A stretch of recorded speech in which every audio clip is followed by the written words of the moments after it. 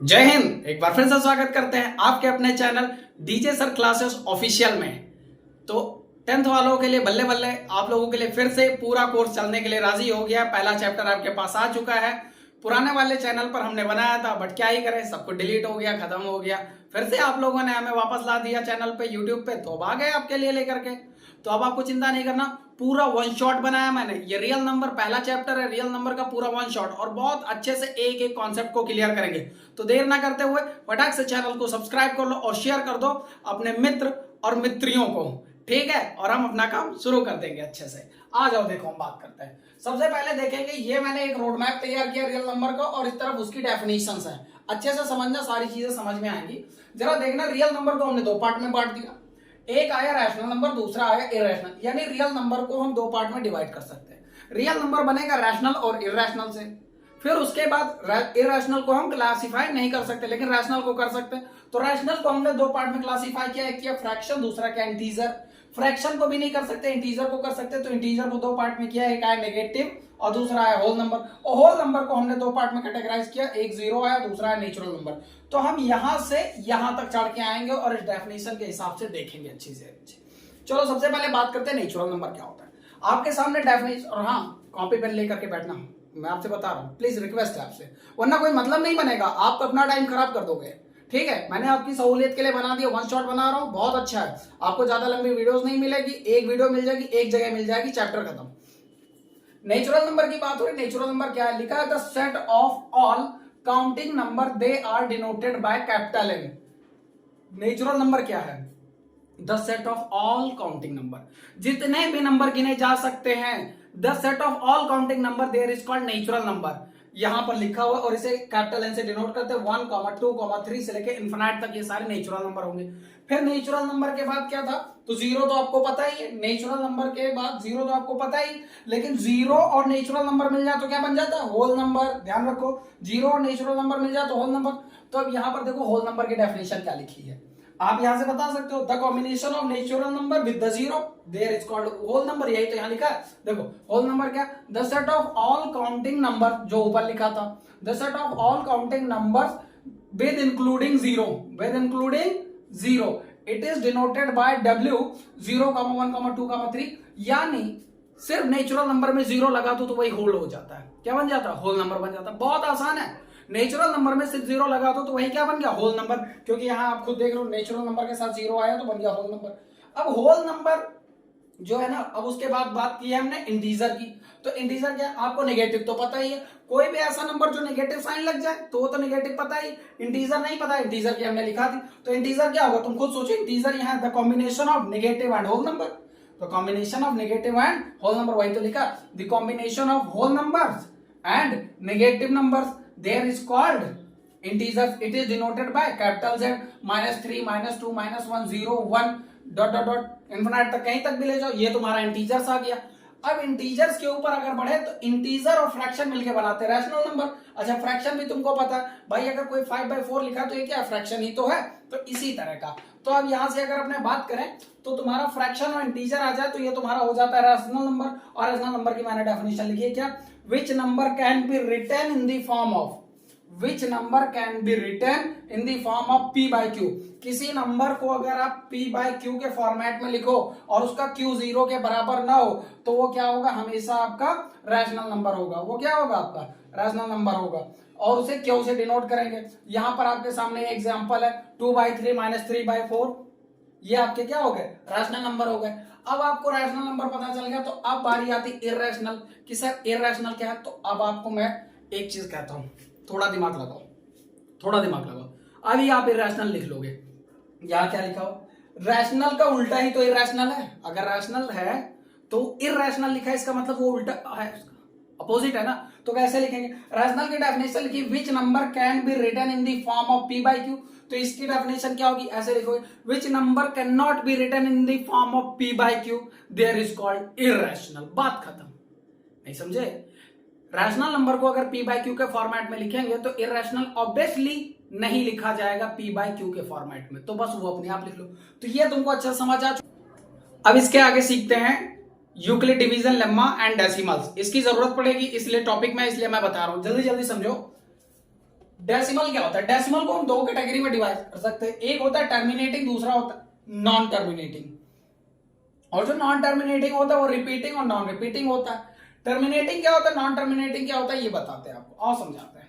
हमने एक टेबल ले लिया, ये ले लिया 8 और इसको 4 से डिवाइड कर दिया और ये 2 टाइम कट जाएगा। 4 से डिवाइड करेंगे तो 4 2 जा 8, डेसिमल कितना आ गया 0, मतलब सॉरी रिमाइंडर कितना आ गया 0। इसमें रिमाइंडर कितना बचा 0, तो ये तुम्हारा है टर्मिनेटिंग, यानी पूरी तरह से टर्मिनेट हो गया, पूरी तरह से टर्मिनेट हो गया, तो ये तुम्हारा टर्मिनेटिंग है। और नॉन टर्मिनेटिंग क्या होता है, तो अब आप बताते हैं नॉन टर्मिनेटिंग क्या होता है। 7 डिवाइड बाई 3 से 7 को डिवाइड करेंगे, इसमें देखते हैं क्या होता है। तो देखो 3 2 जा 6, कितना बचा यहाँ पे 1 ना, 7 में से 6 गया, कितना बचा 1। अब ये 1 बचा ना, तो इस 1 को तुम क्या करोगे, काटने की कोशिश करोगे, तो यहाँ डेसिमल लगा दो तो 10 हो गया। फिर से 3 3 सा 9, तो फिर से यहाँ से डेसिमल बचा, एक रिमाइंडर आया, कितना बचा 1। फिर से एक 0 पड़ेगा या कुछ होगा तो यहाँ पे कितना आ जाएगा 0। फिर से ये 3 टाइम काटोगे, फिर से 9। अब ये देखो बार बार बढ़ता ही जा रहा है, कट तो रहा नहीं, हर बार फिर से 1 बचेगा और फिर से 9 हो जाएगा, फिर से 1, फिर से 10 9 और ये 2.3333 जा रहा है। तो जब ये 3 3 जा रहा है ना, तो ये देखो क्या हो रहा है, रिपीट हो रहा है। क्या हो रहा है, रिपीट हो रहा है। तो इसीलिए ये तो पहली चीज, तो ये क्या है, नॉन टर्मिनेटिंग है। पहली चीज तो टर्मिनेट नहीं हुआ, देखो ये 0 आया, इसमें आया डेसिमल, यहाँ पे रिमाइंडर में 0 आया, नहीं आया ना। तो जब रिमाइंडर में 0 नहीं आया तो पहली बात ये नॉन टर्मिनेटिंग है।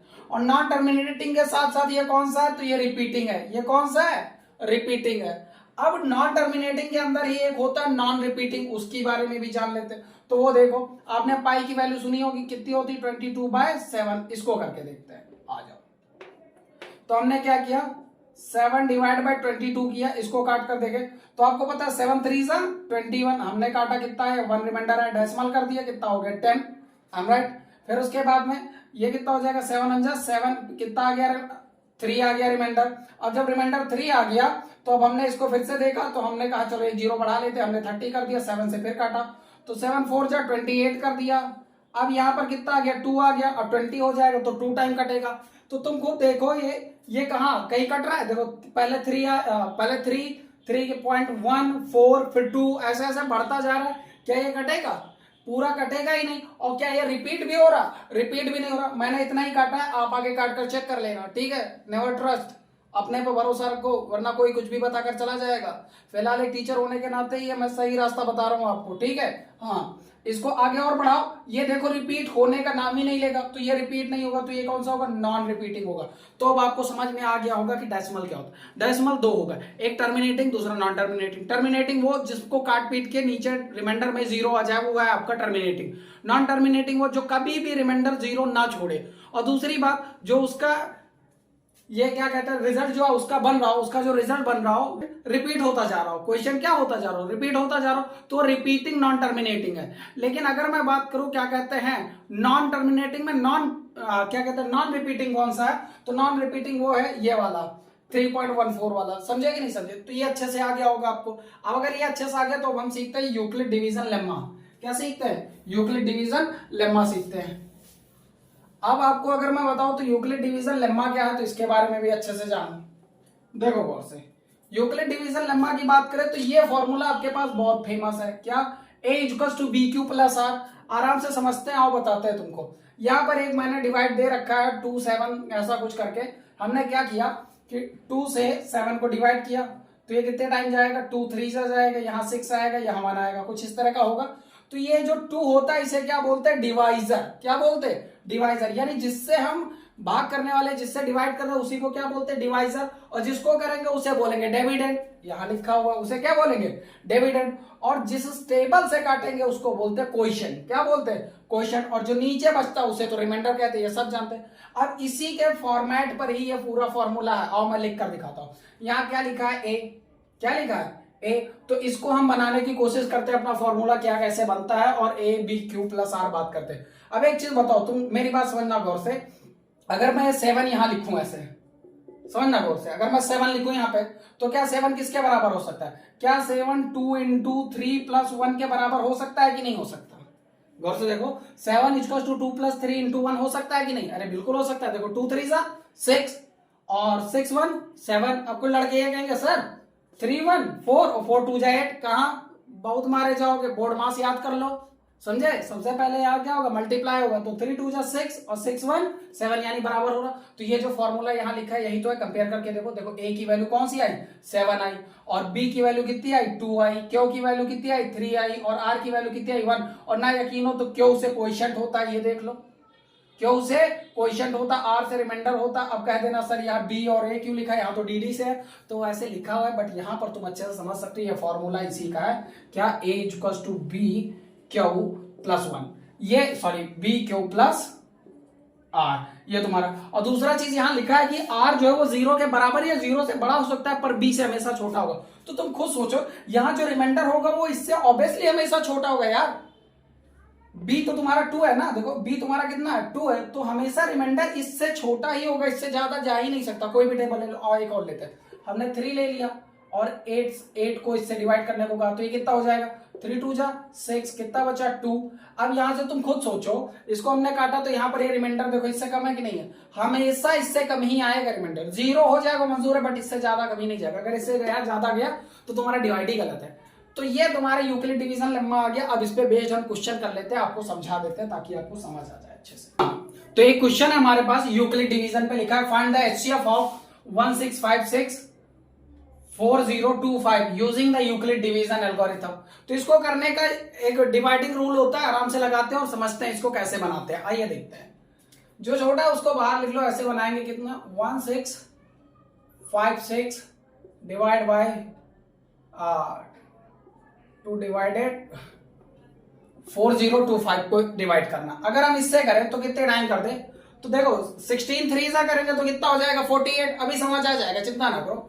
48 यानी 2 टाइम करेंगे, 2 टाइम करेंगे 6 2 जा 12 का 2 रिमाइंडर 1, 5 2 जा 10 1 11 का 2 11 का 1 रिमाइंडर आया 1, और ये 6 2 जा 12 1 13 का 3 रिमाइंडर आया 1, और 2 1 जा 2 1 3, ये आया 5 में से 2 गया बचा 3, 2 में से 1 गया बचा 1, और यहाँ कितना 10 में से 3 गया बचा 7, ये आ गया 713। अब ये 713 आ गया ना, तो इसको तुरंत डिवाइड बना दो, और ये जो तुम्हारा ये नंबर था इसको उठा के यहां रख दो, यानी कि इसको 1656 को फिर से कर दो, और ये तब तक करो जब तक डेसिमल रिमाइंडर आपका 0 ना आ जाए, तब तक करो जब तक रिमाइंडर आपका 0 ना आ जाए। तो ये कितना हो गया, अब इसको इससे काटोगे तो ये भी 3 टाइम करोगे तो ज्यादा निकल जाए, क्योंकि 2100 हो जाएगा, तो 2 टाइम ले लेते, 3 2 जा 6, 2 1 जा 2, 7 2 जा 14, कितना आ गया 0, कितना आ गया 3, कितना आ गया 2, 1 में से 1 गया कुछ नहीं। अब ये कितना 713, ये आ गया आपका। अब इससे इसको काटोगे कितनी टाइम कटेगा, 2 टाइम, अभी भी 2 ही टाइम जाएगा, क्योंकि 3 टाइम लोगे नहीं, अब इस बार 3 टाइम काटो क्योंकि 200 है, तो 3 टाइम काटेंगे तो 3 0 सा 0, 3 3 सा 9, और 3 2 जा 6, ये कितना आ जाएगा 3, ये कितना आ जाएगा तुम्हारा 11 में से 9 गया बचा 2, और 6 में से 6 गया कुछ नहीं, और ये 2 3 0 जो यहां था उसको उठा के यहां कर दिया। अब जब यहां कर दिया तो अब इससे काटोगे 23 से, तो 23 से यहां देखो कितने टाइम कट रहा है, 1 टाइम, ये 0 1 यानी डायरेक्ट 10 टाइम कट रहा है, यानी 2 3 0 अपॉन में 0 0 0 आ गया। अब जहां जहां 0 आया, जिस टेबल से 0 आएगा वही आपका आंसर होता है, ध्यान रखना, जिस टेबल से आपका 0 आ जाए वही क्या होता है आपका आंसर होता है। तो आप यहां पर देख लो, ये तुम्हारा कितना आ गया आंसर, तो तुम्हारा 23 आ गया, आंसर कितना आ गया आपका 23 आ गया, आंसर आपका 23 आ गया। इसका एचसीएफ जो है वो कितना आ गया आपका 23 आ गया। लेकिन इसको करेंगे कैसे, तो अब आप बताते अपने फॉर्मूले पे रखते।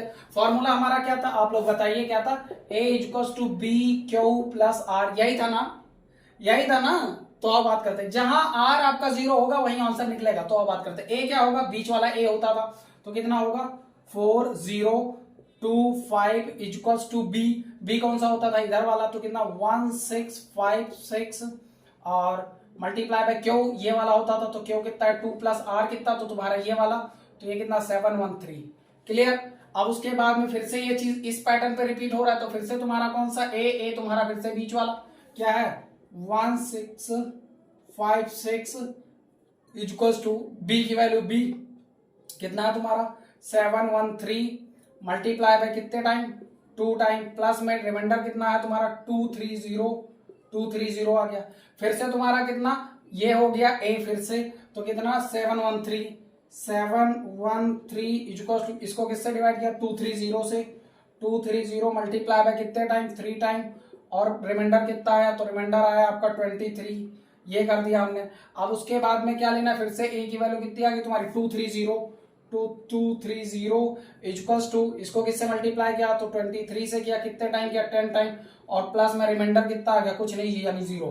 अब जैसे ही 0 आया तो हमेशा ये वाला जो आंसर होता है यानी बी की जो वैल्यू होती है यही आपका क्या होता है, यही आपका आंसर होता है। तो इस तरह का यूक्लिड डिवीजन है। अगर इस तरह का क्वेश्चन आए तो इसको पूरा पैटर्न करने के बाद ये इस फॉर्मूले पे रख के दिखा देना और कह देना देयर इज द आंसर 23।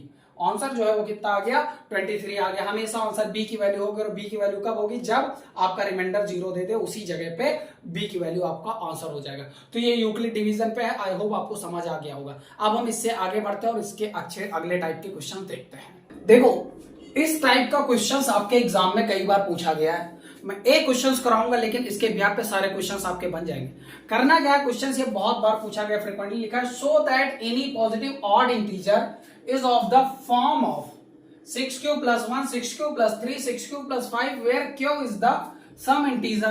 मतलब आपको इसे शो करना है, क्या करना, show that any positive odd integer in the form of, कोई भी एक पॉजिटिव इंटीजर है जो कि इस फॉर्म में है, आपको दिखाना है। तो सबसे पहले आपको इसको क्या करना पड़ेगा, लेट कर लो, मान लो लेट, यहां डाल दो सॉल्यूशन, लिखो लेट, क्या लिखो, एनी पॉजिटिव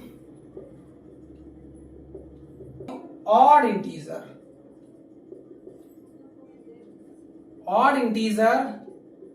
इज ए। तुमने कोई एक ऑड इंटीजर ले रखा है जो ए है। फॉर्मूला हमारा क्या था, यूक्लिड डिवीजन का फॉर्मूला था a equals to b q plus r, a equals to b q plus r, इधर करें ताकि दिक्कत ना हो, a equals to b q plus r, ये फॉर्मूला था। अब हम देखते हैं क्या क्या बन सकता है। यहाँ पे हमारे पास कौन कौन सी वैल्यू है, तो एक है 6q प्लस 1, दूसरी है तुम्हारी क्या कहते हैं 6q प्लस 3, और तीसरी है 6q प्लस 5। अगर एक चीज देखो तो इसमें बदल क्या रहा है 5, और फॉर्मूले के हिसाब से देखा तो इसको कंपेयर करें तो ये क्या हो जाएगा, मान लो इसको a के बराबर कंपेयर करें तो a इक्वल टू कितना हो जाएगा, bq प्लस r, यानी b की वैल्यू 6 हो जाए, q की वैल्यू q रहेगी, और प्लस की जगह प्लस है, यानी r की वैल्यू 1, यानी r की वैल्यू चेंज हो रही है। तो r हम कितना ले सकते हैं, तो r बेसिकली कितना हो सकता है, तो r में भी 1 हो सकता है, r में भी 2, 3, 4, 5 तक ही है, तो 5 तक जा सकता है। अब हम r की वैल्यू 5 तक ले करके 5 बार चेक करेंगे और उस पर ट्राई मारेंगे, देखेंगे किस किस पे ये सेटिस्फाई कर रहा है। चलिए देखना शुरू करते हैं। हमारी इक्वेशन क्या कहती है, इक्वेशन कहती है a equals to b q plus 1, समझना गौर से, a equals to b q plus 1, sorry b q plus r है बाबू, बी क्यू प्लस आर, और आर की भी एक कंडीशन है, क्या, आर जो है वो होगा क्या कहते हैं 0 के बराबर या greater than but less than b, ये आर की कंडीशन है। आर हमेशा 0 से बराबर या बड़ा होगा या बी से छोटा होगा, ये कंडीशन है।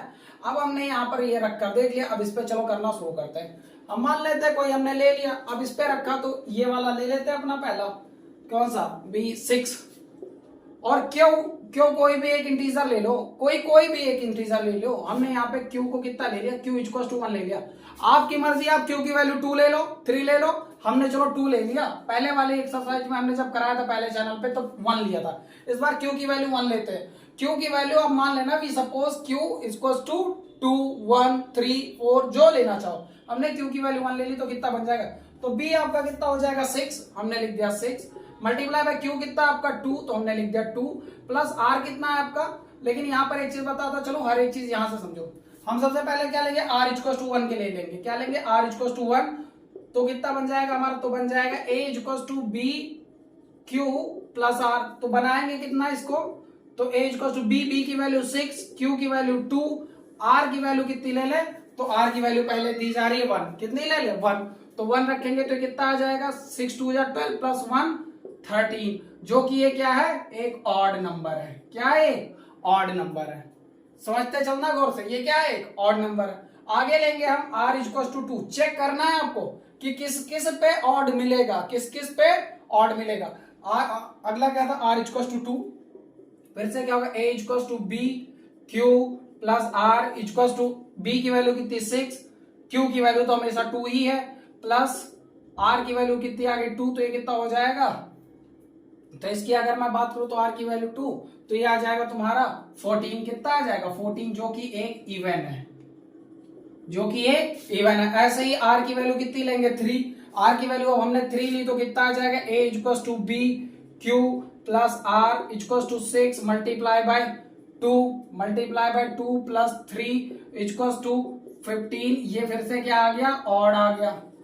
आगे आर इक्वल्स टू 4 पे चेक करें, आर इक्वल्स टू 4 पे चेक करेंगे, a equals to b q plus r equals to 6 multiply by 2 plus 4 equals to 16। ये क्या आ गया आपका, इवन आ गया। उसके बाद में बात करें तो आर इक्वल्स टू कितना आ गया 5 comma a equals to b q plus r equals to b कितना है तुम्हारा 6, क्यू कितना है तुम्हारा 2 प्लस आर कितना 5, तो ये कितना हो जाएगा 6 2 12 5 17। और 17 क्या होता है आपका, इवन होता।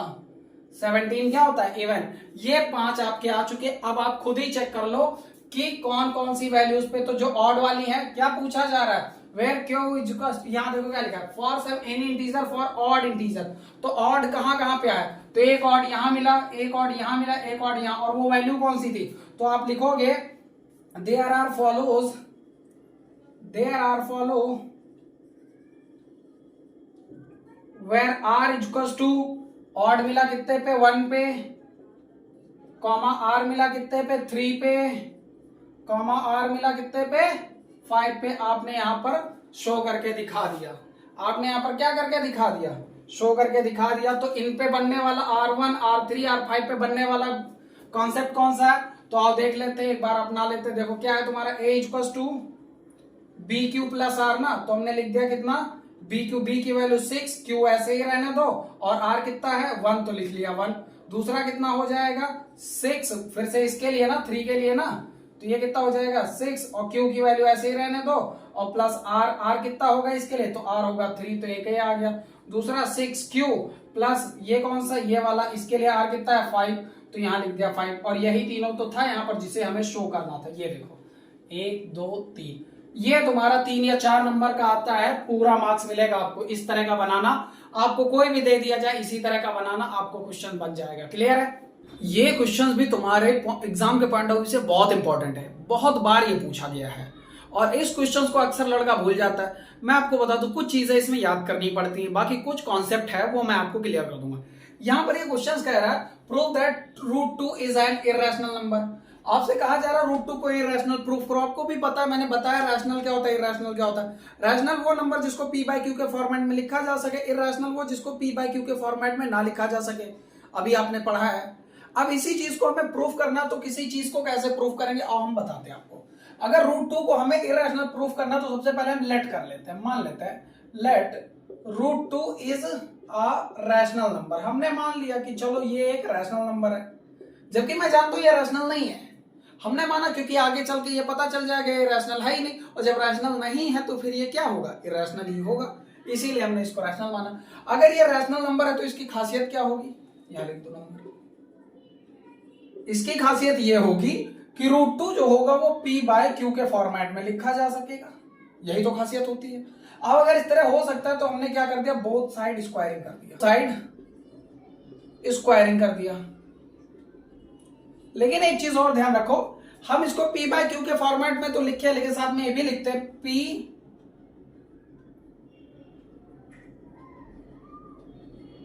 and q have no factor except 1, यानी p और q का कोई और फैक्टर नहीं है एक्सेप्ट 1 के, यानी इसका फैक्टर क्या है, सिर्फ 1 है। जैसे तुमको मैं समझाता हूं, यहां जैसा 7 लिखा और 13 लिखा है, इसका कोई फैक्टर बताओ। 1 के सिवाय कोई फैक्टर ही नहीं है। फैक्टर वो चीज जिससे कट जाए। क्या 7 और 13 किसी टेबल से कटेगा, खुद से कटेगा, यानी 1 टाइम ही कटेगा, तो वही चीज है यहाँ पे। अब हमने बोथ साइड स्क्वायरिंग कर दिया, तो ये आएगा कितना, तो ये आ जाएगा क्या कहते हैं, एक तरफ इसको करेंगे तो एक तरफ बचेगा 2 और दूसरी तरफ हो जाएगा p² इस q को इधर लाएंगे तो ये q कितना आ जाएगा तुम्हारा, इस तरफ हो जाएगा, कितना आ जाएगा, ये हो जाएगा तुम्हारा क्या कहते हैं 2q² = p²। अब अगर मैं एक चीज करूं यहां पर, तो समझना मेरी बात को, इसको अगर मैं इधर भेजूं, इसको इधर भेजता हूं, क्यू को यहीं रखेंगे, क्यू स्क्वायर इक्वल टू ये हो जाएगा पी स्क्वायर अपॉन में 2। अब तुम अगर खुद ही एक बात खुद बताओ, यहाँ पर क्या लिखा है, पी का स्क्वायर अपॉन में 2 कट रहा है, क्यू के बराबर आ रहा है। इसका मतलब एक चीज समझो, यहाँ ऐसा कोई ना कोई नंबर है जो 2 से कट रहा है, और हमने यहाँ क्या बताया कि p and q have no factor, p and q have no factor, समझे। अब हम इसकी अगर मैं बात करूं, इसका कोई फैक्टर नहीं है, इसका कोई फैक्टर नहीं है, तो तुम खुद समझना, अगर जब फैक्टर नहीं है 1 के सिवाय नहीं है, तो ये 2 से कैसे कट जा रहा है। यहाँ 2 है, इसका मतलब कुछ तो गड़बड़ है, यहाँ पे कुछ गड़बड़ है कि नहीं है। हम मान लेंगे इसको, क्या मान लेंगे, इक्वेशन 1। आगे हम फिर इधर कंटिन्यू करते हैं। हम एक चीज मानेंगे क्या, P इक्वल्स टू 2R, हमने ऐसे ही ले लिया, क्या ले लिया, P इक्वल्स टू 2R। और जब P इक्वल्स टू 2R ले लिया, तो इस इक्वेशन को आगे कंटिन्यू करेंगे यहां से। तो हमने लिखा था क्या, 2Q equals to P square. P square की जगह हम कितना ले सकते हैं, P स्क्वायर, तो हम P स्क्वायर लेंगे, यानी 2R का स्क्वायर कर दे, क्योंकि P का स्क्वायर करना तो यही आएगा, तो ये आ जाएगा 2Q square equals to 4R square. अब एक बात बताओ, यहां से इसको काटेंगे तो ये कटेगा कि नहीं कटेगा 2 से, यानी क्यू स्क्वायर इक्वल्स टू कितना आ जाएगा तुम्हारा, आ जाएगा 2R square.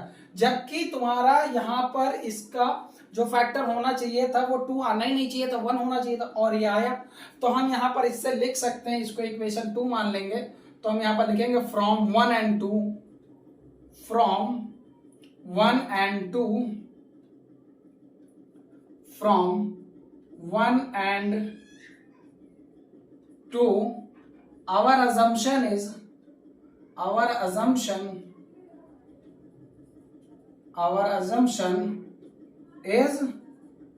wrong, our assumption is wrong। हमने जो अभी चूज किया था, हमारा assumption क्या था, √2 P by Q, यहाँ पे √2 इज एन रैशनल नंबर। ये assumption हमारा क्या निकला, गलत निकला, क्योंकि इसके फैक्टर 2R है, जबकि हमने यहाँ बताया था नहीं आना चाहिए। दूसरा चीज, ये P by Q के फॉर्मेट में होना चाहिए थे, यहाँ ऐसा कुछ बन ही नहीं पा रहा। तो फिर यहाँ पर लिखेंगे our assumption is wrong, our assumption is wrong, so this is a, so √2 is an irrational। बस इतना आपको लिख देना है, आपका आंसर आ जाएगा। सो √2 is an irrational, इतना कर देना, आपका आंसर आ जाएगा। तो आइए अगला क्वेश्चन करते हैं, चलिए देखते हैं अगला क्वेश्चन। अगला क्वेश्चन हमारे पास है, इसको इरेज करते हैं। ये समझ आ गया होगा, पूरा चैप्टर आपका खत्म हो जाएगा 1 शॉट में ही पूरा, समझे आप लोग बस अच्छे से नोट्स करते चलिएगा।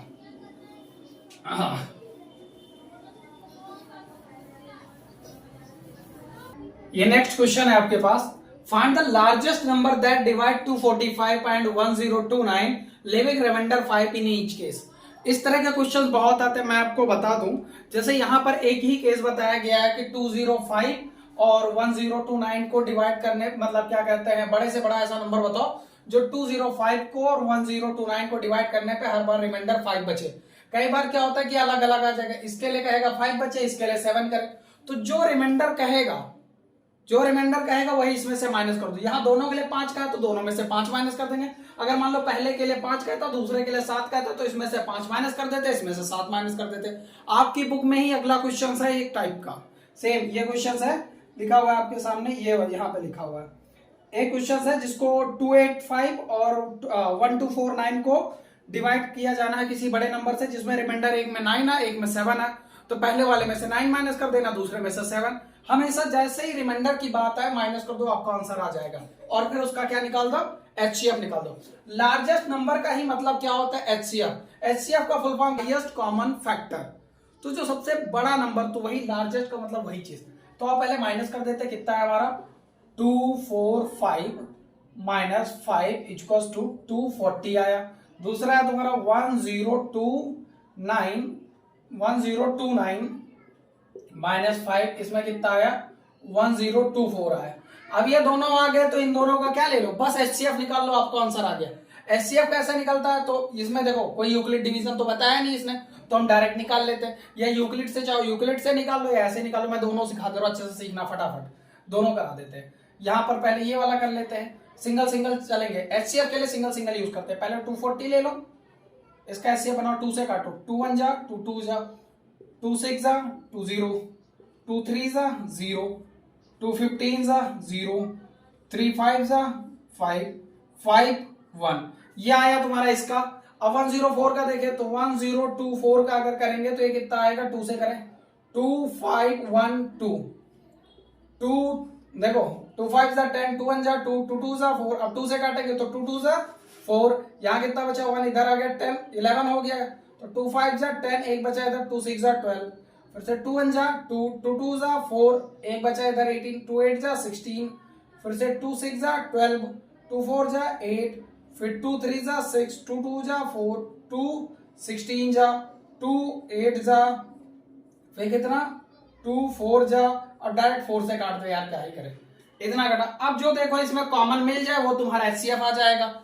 दो जो इन दोनों ही सीरीज में कॉमन हो तो देखो एक टू मिला तो एक 2 लिख दिया, 2 2 दूसरे 2 मिले तो 2 2 लिख दिया, तीसरा 2 लिख दिया, चौथा 2 लिख दिया। फिर क्या है, अब तो इसमें 2 है नहीं, 3 और 5 है तो 3 इसमें है कहीं नहीं, क्या 5 है इसमें कहीं नहीं, तो बस इतने ही कॉमन मिले, इनको मल्टीप्लाई कर दो। क्या कर दो, मल्टीप्लाई करो, कितना है 2 2 जा 4 4 2 जा 8 8 2 जा 16। क्या इसका 16 आंसर है, एक बार हम चेक कर लेते तो इसका आंसर 16 है कि नहीं है, देख लेते हैं। 8 का आंसर कितना आ रहा तुम्हारा, बिल्कुल 8 का आंसर कितना आ रहा 16, तो ये तुम्हारा हो गया। इसमें बोला था ही नहीं कि किससे करना है, यूक्लिड से करना है कैसे करना है, तो हमने ऐसे निकाल दिया। अगर यूक्लिड इन केस अगर यूक्लिड से बोल दे तो कैसे करना, तो वेरी सिंपल, इसको इससे डिवाइड कर दो, लो हम वो भी आपको बता देंगे।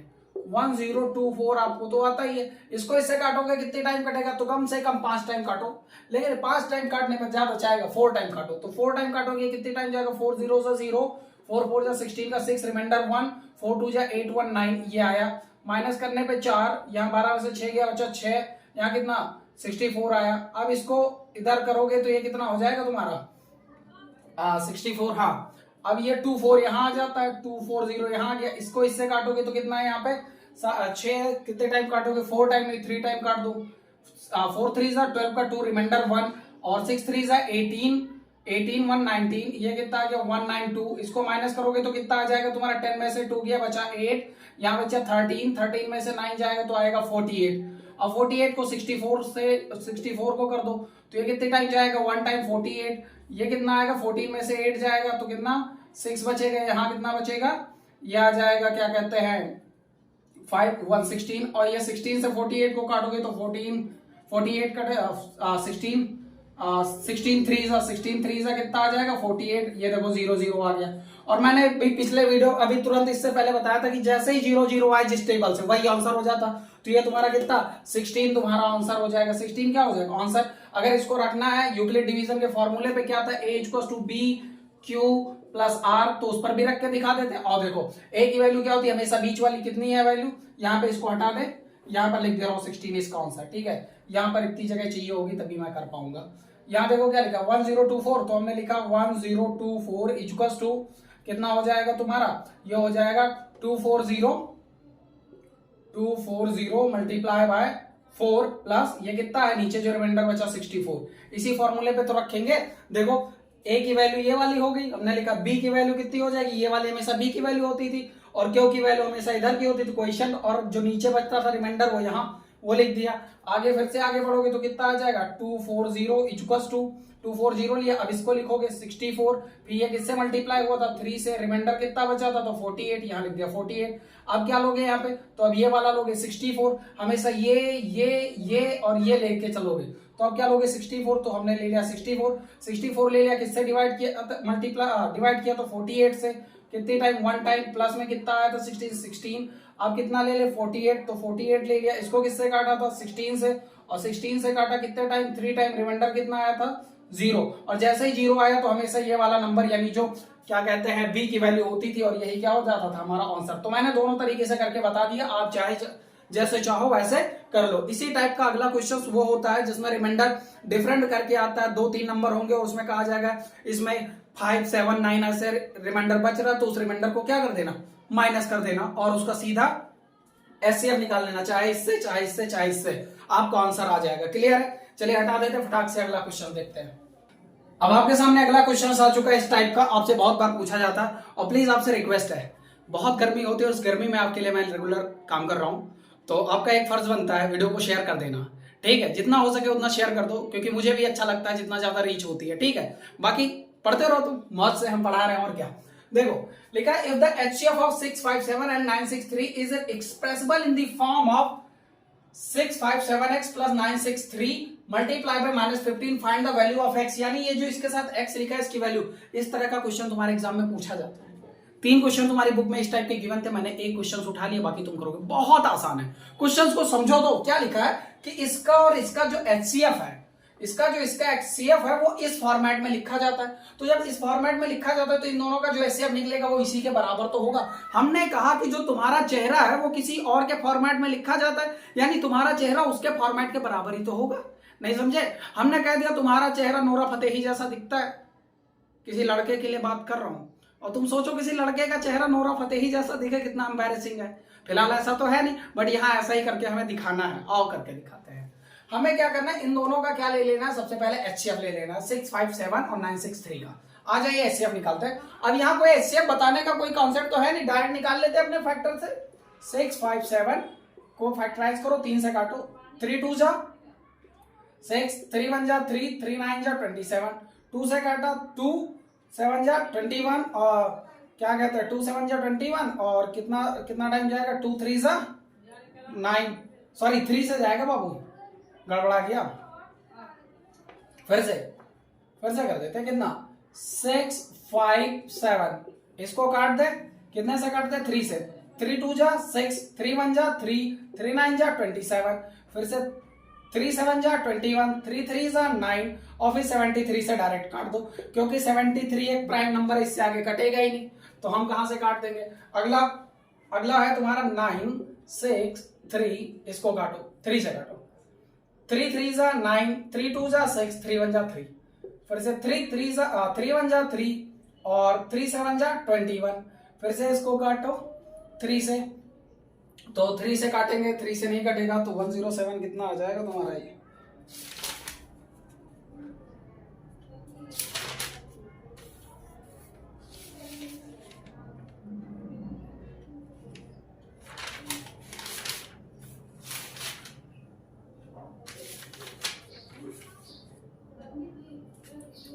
अब 107 तो किसी से कटेगा नहीं, क्योंकि ये प्राइम नंबर है, तो डायरेक्ट इसको 1 से काट दो, तो ये कितना आ गया। अब इन दोनों में कॉमन ढूंढो, कॉमन क्या मिला, 1 3 तो 1 3 इधर लिख दिया, फिर दूसरा 3 तो इधर लिख दिया, फिर उसके बाद 73 और यहाँ 107 है, कॉमन नहीं मिला, तो बस डायरेक्ट यही आंसर, यानी HCF कितना आ गया, HCF आ गया इसका 9। अब जब HCF 9 आ गया, मेरी बात समझना, HCF 9 आ गया, लेकिन ये कह रहा है 9 नहीं है, इस फॉर्मेट में HCF लिखा गया, तो हमने कहा कोई दिक्कत नहीं, हम तो इक्वल कर देंगे ना, तो हमने लिखा 657x plus 963 multiply by -15 equals to, क्योंकि ये किसके बराबर, HCF के, तो हमने इसी को बराबर कर दिया 9 के, हमने 9 के बराबर रख दिया। निकालना क्या x की वैल्यू, बहुत आसान क्वेश्चन है, बहुत आसान।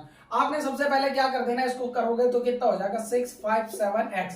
अब ये देखो, ये 963 मल्टीप्लाई बाय -15 है, इन दोनों को पहले मल्टीप्लाई कर दो, तो साइड में कर लेते हैं, 963 मल्टीप्लाई बाय 15 कर दो, 5 3 जा 15 का 1 रिमाइंडर आया, 5 3 जा 15 का 5 रिमाइंडर आया, 1 5 6 जा 30 31 रिमाइंडर 3 5 9 जा 45 48, ये आ गया। अब ये कितना 3 6 9, ये आया, ये कितना आ गया 5, ये 4, ये 8 6 14 का 4 रिमाइंडर 1 9 4 13 1 14, तो ये कितना आ गया, इतना आ गया तुम्हारा। लेकिन ध्यान रखना यहाँ माइनस लगा तो माइनस का आएगा, यानी माइनस का आएगा 1 4 4 5 इक्वल्स टू 9। अब एक बात बताइए, माइनस का उधर भेजेंगे तो जाकर के प्लस हो जाएगा, यानी 657x इक्वल्स टू 9 प्लस 1 4 4 5, तो इन दोनों को ऐड करेंगे तो कितना 657x, इन दोनों को ऐड करके कितना हो जाएगा, तो 9 5 14 का 4 रिमाइंडर 1, 9 5 14 का 4 रिमाइंडर 1, और 4 1 5, और ये 4 4 और ये 1, इतना आगे नीचे वाला हटा दे, इससे कोई मैटर ही नहीं। अब हमें चाहिए क्या, हमें चाहिए था x की वैल्यू, तो जो हमें x की वैल्यू चाहिए तो इसको उठा के इधर भेज देंगे, तो इधर मल्टीप्लाई में, भाई ध्यान रखना जब कोई साइन ना हो तो मल्टीप्लाई लगेगा। यहाँ देख लो, अगर इधर प्लस है इधर इक्वल्स टू के इधर आएगा माइनस हो जाएगा, इधर माइनस है इधर आकर प्लस हो जाएगा, इधर मल्टीप्लाई है तो इस तरफ आकर के डिवाइड हो जाएगा, और अगर इधर डिवाइड है तो इधर आकर के क्या हो जाएगा, प्लस हो जाएगा। तो तुम सोचो यहाँ पे तो सर डिवाइड मल्टीप्लाई का साइन नहीं है, जहां कोई साइन नहीं वहां मल्टीप्लाई अपने आप होता है। तो x जब निकालोगे तो कितना हो जाएगा 1 4 4 654 अपॉन में 657। अब ये इससे कितनी टाइम कटेगा, आओ दिमाग लगाते हैं, करके देख लेते हैं। और इधर डिवाइड करके देख लेते हैं, इधर डिवाइड कर देते हैं। कितना आया हमारा है 65754, ये है। इसको हमने 2 टाइम काटा तो कितना आ जाएगा, 7 2 जा 14 का 4 रिमाइंडर 1, 5 2 जा 10 1 11 का 1 रिमाइंडर 1, और 6 2 जा 12 1 13। ये आ गया तुम्हारा। ये कितना आ जाएगा 1, ये कितना आ जाएगा 3, और यहाँ कितना आ जाएगा 1, यहाँ तो बचा कुछ नहीं, और ये 4 यहाँ आ गया। क्लियर, यहाँ बच गया 0। अब आगे देखो, अब इसको कितने टाइम काट सकते हैं अपने। अब देखो अगर देखे काटे तो यहाँ 4 आ गया। अब इसको देखो कितने टाइम काट सकते हैं, फिर से 2 टाइम ले लें, तो 2 टाइम ले लेंगे तो फिर से तो यही आएगा। देखो 7 2 जा 14 का 4 रिमाइंडर 1, 5 2 जा 10 1 11 का 1 रिमाइंडर आया 1, और 6 2 जा 12 1 13। लो ये तो बराबर कट गया। कितने टाइम कट गया 22 टाइम, तो हमने इसको डायरेक्ट 22 टाइम काट दिया। यानी x की वैल्यू कितनी आ गई 22 आ गई। यही आपका आंसर हो गया। ये आपका पूरा का पूरा रियल नंबर खत्म। इससे ज्यादा कुछ है ही नहीं रियल नंबर में। क्लियर, आपने अगर इसको नोट नहीं किया स्क्रीनशॉट फटाक से मार लो, मैं हट गया हूं, आराम से कर लो। और अब इससे ज्यादा कुछ नहीं बचा। अब हम करेंगे इसके अगले चैप्टर्स पे। आप लोगों से एक रिक्वेस्ट है, प्लीज शेयर कर दो, जो भी फोन मिले कहीं भी मिले सब्सक्राइब करो यार, ठीक है। जितना जल्दी बढ़ेगा उतना जल्दी मेरा मन बढ़ेगा, और मैं आपके लिए बहुत सारी वीडियोस बना दूंगा। अभी आपके लिए कल शायद उसकी सोशल साइंस की भी वीडियो आ जाए, 1 शॉट आएगी, ये 1 शॉट। तो अगर आपको वीडियो समझ आई है, पसंद आई है, तो शेयर कर देना, और एक बढ़िया प्यारा सा कमेंट कर देना जो आपको सही लगे। बाकी मिलते हैं अगले वीडियो में, तब तक के लिए जय हिंद।